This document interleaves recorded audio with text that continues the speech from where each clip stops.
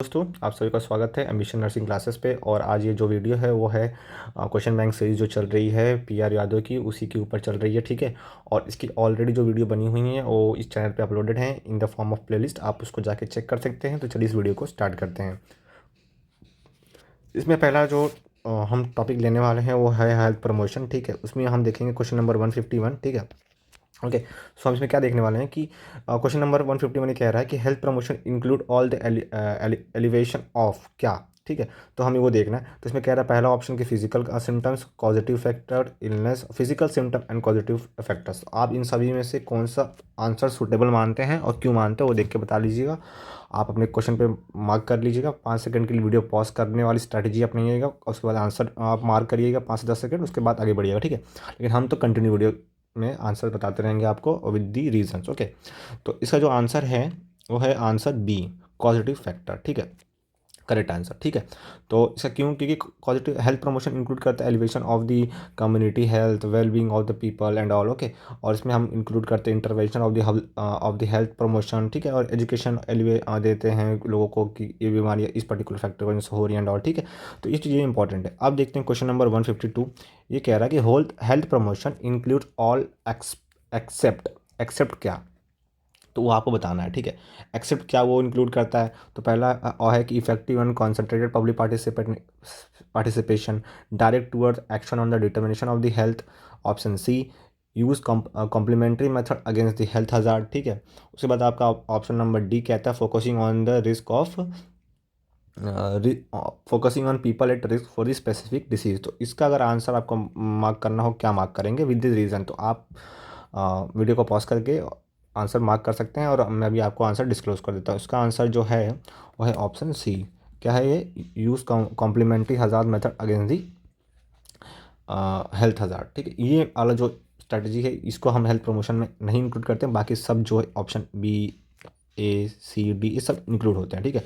Option number question number 153, which of the following is health promotion nursing diagnosis. ठीक है।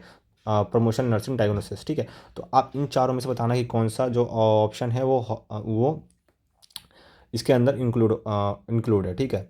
तो इसमें है पहला तो ये हाइपरथर्मिया, ये तो डिसीज़ है आपका। इम्पायर्ड मेमोरी, ये भी डिसीज़ के फॉर्म में आ जाता है, जो कि नर्वस सिस्टम में। रिस्क फॉर फॉल, ये एक सिम्टम है। ठीक है। लेकिन जो है readiness for enhance self care, ये option seems to be more relatable with this question. So option number D is correct for the question number 153। उसके बाद हम आ जाते हैं क्वेश्चन नंबर 154 पे। क्वेश्चन नंबर 154 कहता है providing nursing care for all the type of health need is called as what. तो आपको ये बताना है कि इसको हम क्या कहते हैं। ठीक है। तो अभी इसमें जो आपको बताना है कि क्या इंटीग्रेटेड केयर है, क्या कॉम्प्रिहेंसिव केयर है, क्या ये हॉलिस्टिक केयर में आता है, या क्या एविडेंस बेस्ड केयर में आता है। तो option number C which is holistic care is correct in the question number 154, because क्योंकि अगर देखेंगे आप तो हॉलिस्टिक नर्सिंग मतलब क्या होती है, providing nursing care to all the type of health. ठीक है। तो यही टर्म से आप चीज़ों को समझ सकते हैं। और इसी लाइन के जो लेक्चर सीरीज बनी हुई कम्युनिटी हेल्थ पे उसमें ऑलरेडी मेंशन है। ठीक है। उसके बाद अब हम आ जाते हैं क्वेश्चन नंबर 155, जो कहता है which one of the epidemiological triad means interaction of what. तो आपको बताना है इंटरेक्शन ऑफ व्हाट, किसका किसका इंटरेक्शन होता है। बेसिक डेफिनेशन से ही आप जानते हैं इसका आंसर। ठीक है। तो एजेंट वो होते हैं जो कि पैथोजेंस होते हैं, बैक्टीरियाज होते हैं एंड ऑल। होस्ट होते हैं, एनिमल्स होते हैं, फिर जहाँ पे पर्टिकुलर एजेंट्स इंटरेक्ट करते हैं। फिर माइक्रोऑर्गेनिज्म जानते ही आप क्या होता है, तो मैं जनरल बता दे रहा हूँ। ठीक है। ऑप्शन नंबर 1 ही है। फिर ऑप्शन नंबर 2 है कि agent, host, environment. Option number 2 है host, environment, society. Option number D है एजेंट, इन्वायरमेंट एंड फूड। इसका करेक्ट आंसर अगर आपको मेरे को बताना हो तो that is option number B. In the term of the epidemiological triad means interaction of what, किसका किसका इंटरेक्शन होगा, एजेंट का इंटरेक्शन होगा, होस्ट का इंटरेक्शन होगा और इन्वायरमेंट का। और उसके बाद वो पर्टिकुलर जो ट्रेड्स होंगे वो अपना इन्फेक्शन डिसीज का प्रोसेस स्टार्ट करते हैं फेवरेबल कंडीशन के बाद। फिर क्वेश्चन नंबर जो हमारा है क्वेश्चन नंबर 156 क्या कहता है, which one of the following is not the component of the epidemiological trait. इनमें से कौन सा कॉम्पोनेंट नहीं है। एजेंट कॉम्पोनेंट है कि नहीं आप जानते ही होंगे। ठीक है। क्या इसमें question number option number B that is host component है कि नहीं है, सर्वेलेंस कॉम्पोनेंट है कि नहीं है, इन्वायरमेंट कॉम्पोनेंट है कि नहीं है। तो 155 का क्वेश्चन नंबर का आंसर है option number C, because agent तो कॉम्पोनेंट है, होस्ट कंपोनेंट है और इन्वायरमेंट भी कंपोनेंट है, तो ये ऑप्शन एलिमिनेट हो जाता है and this is the wrong answer because it is not the component of the epidemiological trait पूछा है इन्होंने। अब हम चलते हैं 157 पे, दैट इज़ कि agent host environment model for the health and illness is based on the concept of, किस कॉन्सेप्ट पे बना हुआ है, ठीक है, क्या एजेंट और होस्ट का। तो हमें ये बताना है इसका राइट आंसर क्या है, ठीक है। तो पहला स्टेज ऑफ इलनेस है, दूसरा है इन्फेक्शियस डिसीज़ है, तीसरा है प्रोगोनेसिस है, और जो डी है that is fourth option that is rate of exposure. तो इसका अगर आपको करेक्ट आंसर मार्क करना हो that will be the infectious disease. क्यों? क्योंकि अगर देखेंगे तो एजेंट और होस्ट का जो इंटरेक्शन मॉडल होता है जनरली बेस्ड होता है इन्फेक्शियस डिसीज़ के प्रोसेस पे। ओके, सो क्वेश्चन नंबर 158 पे चलते हैं। 158 पे देखते हैं कि क्वेश्चन नंबर 158 क्या कहता है एंड ऑल, ठीक है। तो the factor that contribute to the development of the infection are, तो ऑप्शन कुछ इस प्रकार हैं, एजेंट होस्ट इन्वायरमेंट, ठीक है, ऑप्शन दे रहा है, ठीक है, कि फैक्टर कौन से कंट्रीब्यूट करते हैं डेवलपमेंट ऑफ द इन्फेक्शन में। फिर तीसरा unsterilised equipment, doctor and nurse, all of the above. तो भाई इसमें सीधे सीधे अगर आप देखेंगे तो इसमें से फैक्टर पूछ रहा है कि जो डेवलपमेंट ऑफ इन्फेक्शन के लिए रिस्पॉन्सिबल है, तो क्या एजेंट होस्ट और इन्वायरमेंट रिस्पॉन्सिबल हो सकते हैं? बिल्कुल हो सकते हैं। अनस्टरलाइज इक्विपमेंट तो बिल्कुल नहीं होंगे, क्योंकि अगर अनस्टरलाइज्ड है तो वो भी हो सकते हैं, ठीक है। But in the term of the infection इन्होंने पूछा डेवलपमेंट ऑफ इन्फेक्शन, ठीक है। और इन्होंने यहाँ पे फिर क्वेश्चन नंबर जो डॉक्टर एंड नर्सेज क्या ये responsible that the factor that contribute for the development of infection are, ठीक है, इन्होंने आर पूछा। तो मेरे हिसाब से ऑप्शन नंबर डी करेक्ट है, but according to the answer key which is provided इन्होंने कहा है कि ऑप्शन नंबर ए जो है वो करेक्ट है। बट मेरे को ऐसा लगता है क्योंकि the factor that contribute to the development of infections are, ठीक है, तो एजेंट होस्ट एंड इन्वायरमेंट तो होंगे ही होंगे, ठीक है। अनस्टरलाइज्ड इक्विपमेंट अगर हैं और उसको हम यूज़ कर रहे हैं तो भी जो इन्फेक्शन के रेट हो बढ़ने की चांसेस बढ़ जाती हैं, ठीक है। और जो डॉक्टर एंड नर्सेस अगर प्रॉपरली हाइजीन का केयर ना करें ड्यूरिंग द प्रोसेस तो वो चीज़ें हो सकती हैं। तो ये क्वेश्चन है जो कि थोड़ा कॉन्ट्रोवर्शियल है, आप देख सकते हैं इसका आंसर, ठीक है। 159 क्वेश्चन ये कहता है कि which one of the following is not determinant of epidemiological trait. तो एपिडेमोलॉजिकल ट्रेट का क्या डिटरमेंट नहीं है, तो इसका करेक्ट आंसर आपको बताना है। तो पहला इन्वायरमेंट, एजेंट, टाइम, होस्ट, ये तीनों तो हैं जिसे मैंने बता दिया ऑलरेडी। तो इसका सीधे सीधे answer number C, that is question option number 3। Question number 160 कहता है कि host factor in the causation of the disease include all of the following except. इसने पूछा एक्सेप्ट क्या नहीं, ठीक है। उन्होंने कहा है कि एज होता है, बिल्कुल देख हो सकता है, सेक्स बिल्कुल हो सकता है, इथनिसिटी होगा कि नहीं होगा आपको ये एक बार श्योर करना है, एक्सपोजर टू दी हीट। तो इसमें अगर देखा जाए तो ऑप्शन नंबर डी जो है वो करेक्ट है, ठीक है, 160 का। क्यों? क्योंकि जो होस्ट जो होते हैं वो इंस्ट्रक्टिव फैक्टर रिस्पॉन्सिबल होते हैं, ठीक है, जनरली। तो होस्ट के केस में कहा गया इन्होंने, ठीक है। और जो एक्सट्रैक्टिव फैक्टर हो जाए एक्सपोजर टू हीट, तो सीधे सीधे आंसर एलिमिनेट हो जाता है and the answer wrong answer इन्होंने पूछा कि नॉट पूछा है यहाँ पे, एक्सेप्ट किया, तो विच मीन्स कि इसको एलिमिनेट करना है, कौन सा एक नहीं है मतलब, ठीक है। और 161 कहता है which one of the following is not a host factor according to the agent host environment model. तो ये मॉडल के हिसाब से कौन सा ऑप्शन है जो कि ये उसका कॉम्पोनेंट नहीं है। तो पहला लाइफस्टाइल, ठीक है, उसके बाद आता है कि आपका फैमिली हिस्ट्री, ठीक है, तीसरा है क्लाइमेट, ठीक है, उसके बाद तीसरा क्लाइमेट, चौथा एज। तो इसका आंसर अगर आपको देखना हो तो इसका क्लाइमेट आंसर होगा, ठीक है, ओके। और मैंने 169 हाँ ओके 160 किया मैंने क्वेश्चन, ठीक है, ओके सॉरी थोड़ा मतलब कंफ्यूज हो गया था मैं कि क्वेश्चन नहीं किया कि नहीं। फिर उसके बाद है कि the agent for agent factor responsible for the occurrence of the disease, कौन सा एजेंट रिस्पॉन्सिबल है ऑकरेंस ऑफ द डिजीज के लिए, क्वेश्चन नंबर 162। तो इसमें आपको करेक्ट आंसर बताना है कि कौन सा ऑप्शन करेक्ट है। तो इसमें इन्होंने सीरीज़ के हिसाब से रखा है ABC, BCD, ABD और ये, ठीक है। तो इसमें लिखा है पहला ऑप्शन है biological and physical agent, mechanical and chemical agent, vertical and inoculation agent, nutrient and living agent. तो इसका जो करेक्ट आंसर है क्वेश्चन नंबर 162 का that is option number C, okay, in the case of this, okay, ठीक है। और यहाँ पे उसका एक्सप्लेनेशन दिया है कि agent factor responsible for the occurrence of the disease, पहला बायोलॉजिकल, ठीक है, न्यूट्रिएंट, फिजिकल एजेंट, ठीक है, और कुछ एजेंट जो रिस्पॉन्सिबल होते हैं जैसे कि केमिकल एजेंट होते हैं, सोशल एजेंट होते हैं, तो ये जो रिस्पॉन्सिबल होते हैं, ठीक है। उसके बाद है क्वेश्चन नंबर 163, ठीक है। 163 कहता है the transport host in which one parasite, transport host कौन सा होता है तो आपको बताना है बाय द डेफिनेशन, ठीक है। The parasite passes it sexual stage, option number B parasite remain asexual, ठीक है। Option number C organism remain alive but do not undergo the development. उसके बाद है last option the life cycle is not complete. तो the answer option number C is the correct answer for the question number 163 164 देखते हैं। Question number 164 कहता है the floating tip of the iceberg of the disease represent what. आपको बताना कि क्या represent करता है the floating tip of the iceberg disease, ठीक है। तो ऑप्शंस कुछ इस प्रकार हैं, clinical cases, undiagnosed cases, option number C carrier, option number D incubation period. तो इसका जो करेक्ट आंसर है वो है option number A that is clinical cases, okay. According to the iceberg disease concept a small floating tip of the iceberg represent clinical cases. तो इसी के definition के हिसाब से ये आंसर आप सॉल्व कर सकते हैं, ठीक है, जो कि ऑलरेडी मेंशनड है। क्वेश्चन नंबर 165 क्या कहता है सब emerge portion of the iceberg represent what. तो आपको बताना कि क्या रिप्रेजेंट करता है। पहला है undiagnosed cases, clinical cases, dead cases और ट्रीटेड केसेस। तो इसका आंसर नंबर जो होगा वो होगा ए ऑप्शन, ठीक है। अब हम चलते हैं डायमेंशन ऑफ हेल्थ के टॉपिक का क्वेश्चन कवर करेंगे, ठीक है। इसमें क्वेश्चन नंबर 166 कह रहा है कि all of the following are dimension of the health except क्या। भाई फिजिकल होगा कि नहीं होगा, ठीक है। आपको बताना कि कौन सा नहीं है, ठीक है, ओके। तो इसमें लिखा है फिजिकल होगा कि नहीं होगा, of dimension of the health spiritual होगा कि नहीं होगा, मेंटल और इन्वायरमेंटल। तो भाई ये तीनों तो में हैं, ठीक है, बट ये जो ऑप्शन है ये नहीं है। तो option number D is the correct answer, ठीक है। डायमेंशन ऑफ द हेल्थ में फिजिकल डायमेंशन में रिलेटेड टू दी बॉडी के ऊपर, ठीक है, मेंटल, ठीक है, सोशल, ठीक है, सोशल में आपका स्पिरिचुअलिटी एंड ऑल, फिर इसमें स्पिरिचुअल डायमेंशन भी आता है जो कम्युनिटी आ गई, ठीक है। उसके बाद हम चलते हैं क्वेश्चन नंबर 167, ओके। 167 कहता है क्वेश्चन नंबर की quality and quantity of the individuals interpersonal tie and extent of the involvement with the community is known as what.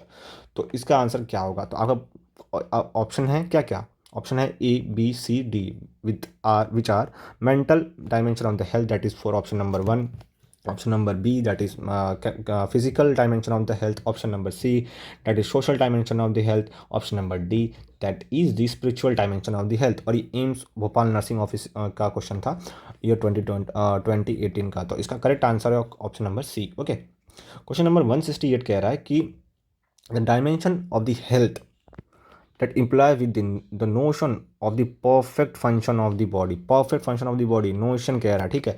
तो इसका आंसर क्या होगा आपको ये बताना है। क्वेश्चन नंबर 168 में पहला है physical dimension, perfect function of the body याद रखिएगा, mental dimension, social dimension and emotional dimension. तो भाई किसी भी पर्टिकुलर बॉडी को फंक्शन करने के लिए कौन सा स्टेट ज़्यादा जरूरी होता है, तो that is option number A that is a physical dimension. और एम्स रायपुर का क्वेश्चन 2017 का, okay. Question number 169 the dimension of the health concerned with the proper biological function is called as what. कह रहा है कि health concern with the proper biological function. अब आपको बताना है इसमें कौन सा सही है। तो इसका अगर आप आंसर करेक्टली मार्क कर रहे हैं which means you are at a good state of your preparation. और ये बहुत ही कॉमन क्वेश्चन है, ये बहुत ईजी क्वेश्चन है। क्वेश्चन नंबर ये 2019 में पूछा गया था। क्वेश्चन है क्या, तो इसका ऑप्शन है spiritual dimension, social dimension, mental dimension और फिजिकल डायमेंशन। तो क्वेश्चन नंबर 169 का आंसर है that is D that is physical dimension. All of चलते हैं हम आगे क्वेश्चन, ठीक है। That is 170 all of the following are physical dimension of the health except. अब फिजिकल डायमेंशन का अगर कॉन्सेप्ट समझ गए तो वो उसी के हिसाब से आप इसको देख लेंगे कि ये आंसर इसमें क्या होगा, ठीक है। और ये इग्नू के पोस्ट नर्सिंग क्वेश्चन है 2014 का। तो इसमें क्वेश्चन क्या है पूछ रहा है, गुड कॉम्प्लेक्शन, फिर lustre hair, well adjustment, sound sleep. अब देखो फिजिकल डायमेंशन पूछ रहा है, ठीक है। फिजिकल डायमेंशन में आपको तो देखिए साउंड स्लीप आ जाएगा, गुड कॉम्प्लेक्शन आ जाएगा और लस्टर हेयर आ जाएगा। बट ये वेल एडजस्टमेंट जो है ये एक the sign of the physical health are good complexion, clean skin, ठीक है, bright eye and all, lustre hair, moderate and also sleeping cycle and all. तो इसमें ये एलिमिनेट होता है वेल एडजस्टमेंट, ठीक है। जनरल डेफिनेशन से आप आंसर्स कर पा रहे हैं इस क्वेश्चन का, ठीक है। तो क्वेश्चन नंबर 171 दैट इस एम्स में पूछा गया था 2019 का क्वेश्चन, जल्दी का क्वेश्चन है, ठीक है, 5 साल पुराना ही क्वेश्चन है। बट आप इसमें देखिए कितने कॉमन और ईजी क्वेश्चन पूछे जा रहे हैं, ठीक है। तो 171 कह रहा है कि beach on physical activity, good nutrition, family planning, reduce stress, absence of violence are, इसमें चारों में से क्या है, ठीक है। Option number A life factor, option number B physical factor, option number C mental factor, option number D that is social factor. तो ये जब जितनी चीज़ें बताएंगे ये लाइफ स्टाइल के फैक्टर हैं, ठीक है, okay. And option number A is correct. 172 जो क्वेश्चन है वो है कि all of the following all of the following are the positive health behaviour except, आपको बताना एक्सेप्ट क्या, ठीक है। तो क्या बोला, positive health behaviour, okay. So you have to give the answer for it, okay. तो इसमें साउंड स्लिप, ठीक है, फिजिकल इनएक्टिविटी, ठीक है, ऑप्शन ध्यान से सुनिएगा, बैलेंस डाइट एंड मेडिटेशन। तो इसका ऑप्शन जो नंबर बी है that is not correct in the context of the positive health behaviour, okay. So moving toward question number 173, हम देखेंगे कि क्या है, ठीक है। इन्होंने बोला है कि हेल्थ, इसमें क्वेश्चन नंबर 170 में हेल्थ की स्टेट बताया गया, health is a state of a complete physical mental and social wellbeing and not merely the absence of disease and infirmity, ठीक है। दिस वॉज स्टेटेड बाय, आपको बताना है कि इन पर्टिकुलर ऑर्गेनाइजेशन में कौन से ने इस पर्टिकुलर जो हेल्थ के डेफिनेशन को स्टेट किया है, मतलब पब्लिश किया है, चाहे उन्होंने मेंशन किया है, ठीक है। तो आपको बताना है। तो पहला ऑप्शन है यूनाइटेड नेशन, ठीक है। अब इनका अगर आप रोल जानते होंगे तो आप जानते होंगे कि ये ऑप्शन एलिमिनेट हो जा रहा है, क्योंकि ये एक गवर्निंग बॉडी, ना कि इस पर्टिकुलर सेक्टर की गवर्निंग बॉडी, ओके। फिर उसके बाद नेशनल इंस्टीट्यूट ऑफ हेल्थ में भी हो सकता है, नेशनल लीग फॉर नर्सिंग, ये आपकी एग्जीक्यूशन में काम करते हैं, ना कि किसी पर्टिकुलर चीज़ को। फिर वर्ल्ड हेल्थ ऑर्गेनाइजेशन, ये seems to be correct answer, that is D, okay. और कौन सी ईयर में, 1948 में हेल्थ इन्होंने इस डेफिनेशन को पुट फॉरवर्ड किया और आगे इसको इन्होंने पब्लिश किया, ठीक है। अब वहाँ पे क्वेश्चन नंबर 174 ये कह रहा है कि the state of the complete physical mental and social wellbeing and not merely absence of any disease is called is what. अब आपको बताना है कि क्या होता है, ठीक है। अब ये जनरल डेफिनेशन है, आप इसको समझ गए तो आप करंटली समझ सकते हैं कि आपकी जो answer solving skill with the basic understanding आप कर सकते हैं। पहला ऑप्शन है केयर, दूसरा ऑप्शन है मॉर्बिडिटी, ठीक है, थर्ड ऑप्शन है वेलनेस, फोर्थ ऑप्शन है हेल्थ। तो जो क्वेश्चन नंबर 174 है उसका करेक्ट आंसर है option number D, health, okay, क्योंकि ये हेल्थ की डेफिनेशन है, ठीक है। तो हम आगे बढ़ते हैं 175, विच one of the following statement best describe the health is, ठीक है। तो हमको हेल्थ के टर्म में बात करना है, ठीक है, हेल्थ के टर्म में, ओके। सो इट इज़, पहला है रिलेटिव स्टेट ऑफ बीइंग, ठीक है, दूसरा the total state of physical and psychological wellness, ठीक है, तीसरा the state of functioning well physically mentally and socially, ठीक है। उसके बाद है तीसरा last, that is fourth D, being free of sickness of the infirmity. The option number C is correct answer for this particular question, okay.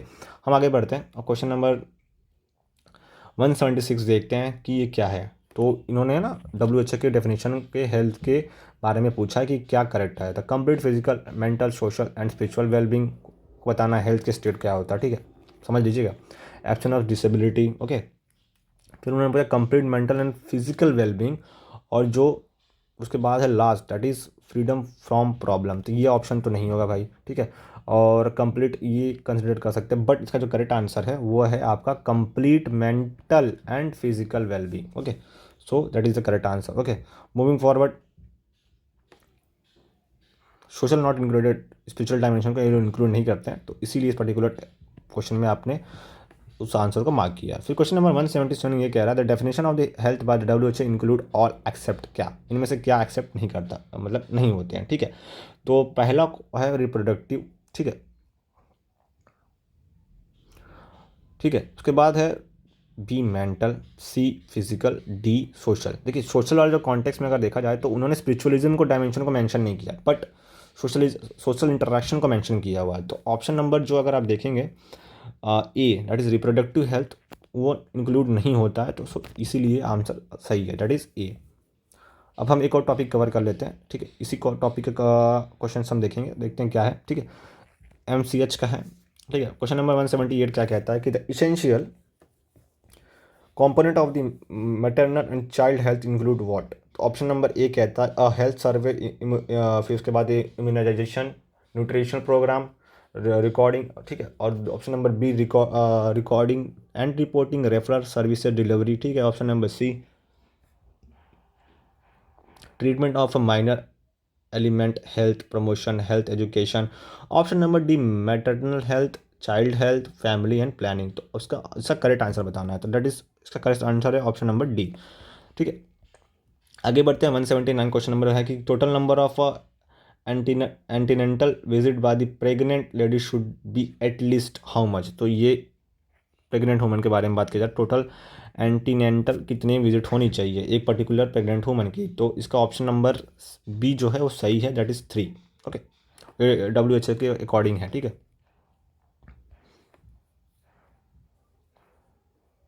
But at the present 4 visit की जो बात हो रही है, बट जो आसपास है वो है आपका 3। How many A and M visit on a minimum should be recommended for a ANC mother, कितनी visit for ANC mother. Okay, तो इसका आंसर क्या होगा आप बताइए, ठीक है। ऑप्शन नंबर जो है डी, इसी जो WHO के अकॉर्डिंग है कि 4 विजिट तो अप्रॉक्स होनी चाहिए एक MNC की मदर को, ठीक है। क्वेश्चन नंबर 181 कहता है स्टैंडर्ड शेड्यूल फॉर अटेंडल चेकअप कितना होना चाहिए, कितने वीक का होना चाहिए, ठीक है। तो आपको वो आंसर बताना है, ठीक है। तो इसमें जो आंसर करेक्ट आंसर है वो है कि option number D, till 12 week. Okay, question number 181 का ideally antenatal visit for be once a month during the 7 month till 28 week तक, twice a week for month or 2 week during the next month till 32 weeks and thereafter once a week till the last delivery। तो इस चीज़ को WHO ने बताया था। Okay, तो हम आगे बढ़ते हैं क्वेश्चन नंबर 182, दैट इज़ कि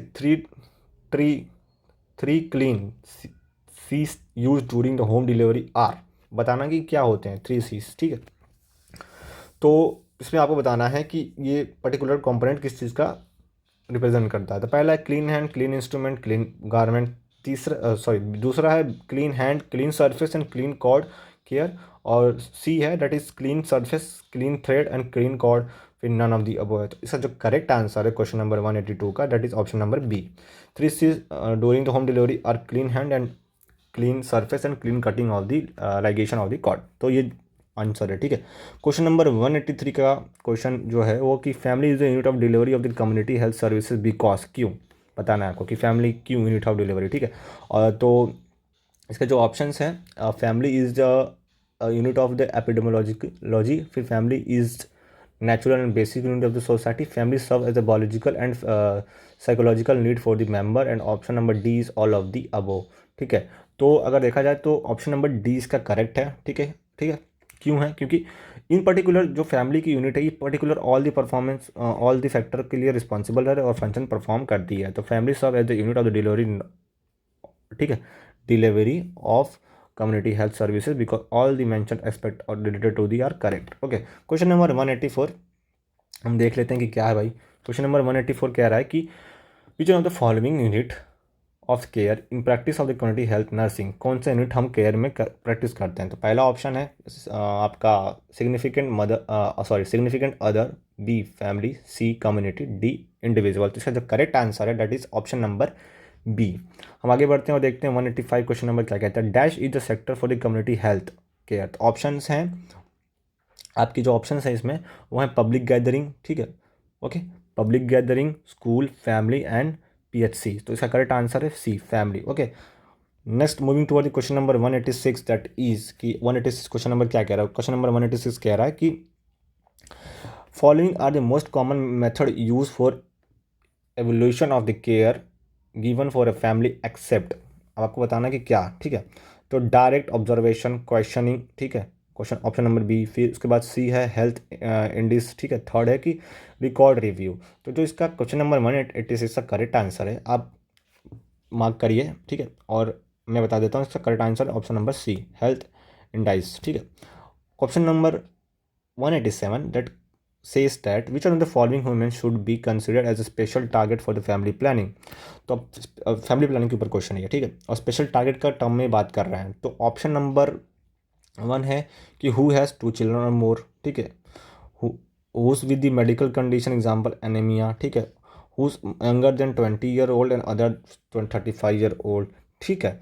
उसके बाद है those who just had a delivery within the past 15 month, ठीक है। तो इसका जो करेक्ट आंसर है कि जिसके 2 से ज़्यादा बच्चे होते हैं उनके लिए special target for family planning का जो कॉन्सेप्ट है वो यूज़ होता है, ठीक है।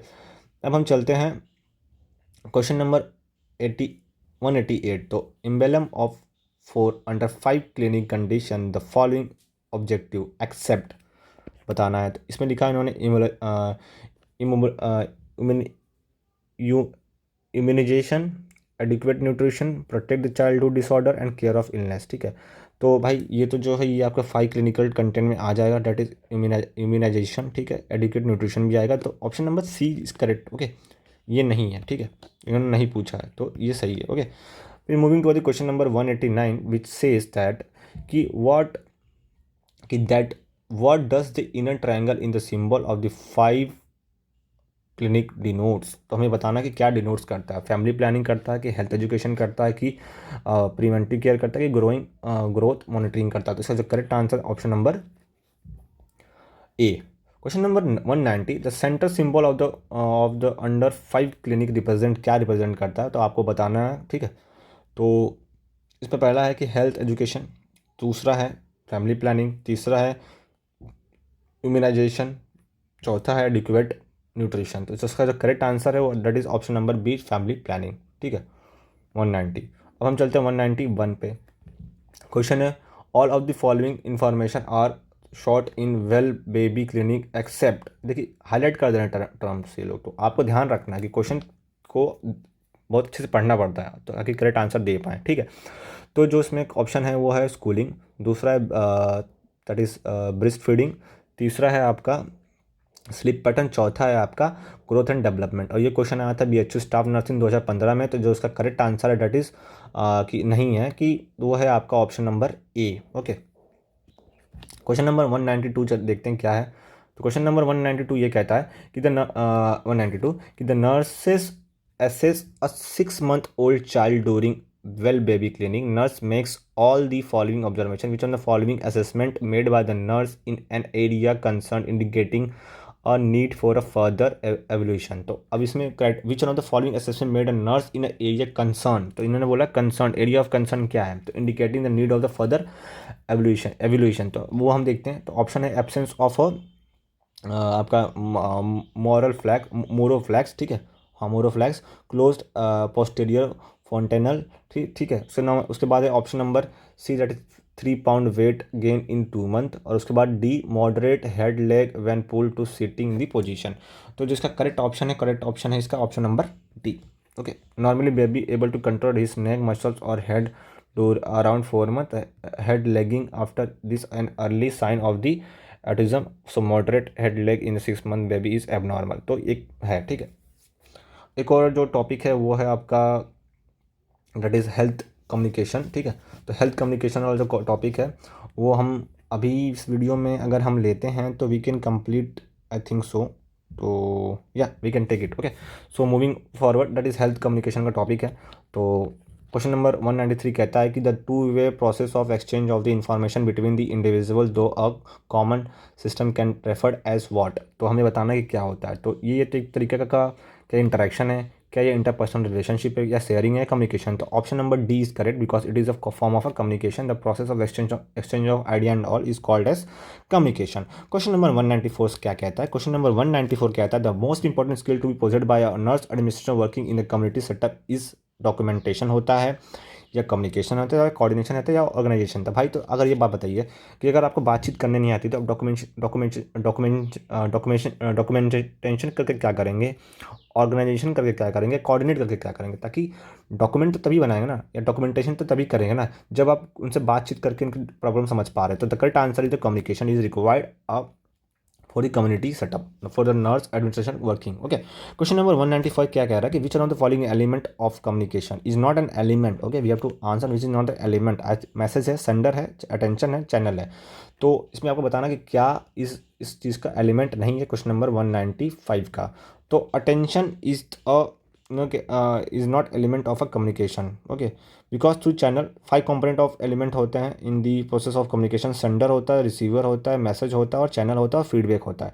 तो इसमें जो अगर हम देखेंगे तो ये अटेंशन वाला जो टर्म है ये नहीं है, तो it is a correct answer, it is not an element. Question number 196 ये कहता है कि how many element are there in the communication. तो आपको बताना कितने होते हैं। तो आप ऑलरेडी देखिए याद रखिएगा, सेंडर होता है, ऑप्शन नंबर 5 सही है। तो मैं बता दे रहा हूँ, एक होता है सेंडर, एक होता है रिसीवर, एक होता है मैसेज, एक होता है चैनल, और एक होता है फीडबैक। अगर ये 5 होते हैं और ये होते हैं सेंडर, ठीक है, उसके बाद रिसीवर, उसके बाद मैसेंजर, मैसेज देने वाला मैसेज, फिर ये होता है चैनल, ये फीडबैक। ओके, क्वेश्चन नंबर 197 ये कह रहा है कि all the all the important element of the communication process except, क्या है मैसेज, ठीक है। क्वेश्चन नंबर 197, ठीक है। तो क्या है all the important element of communication, क्या है, तो भाई सेंडर रिसीवर तो होता है ऑप्शन नंबर ए।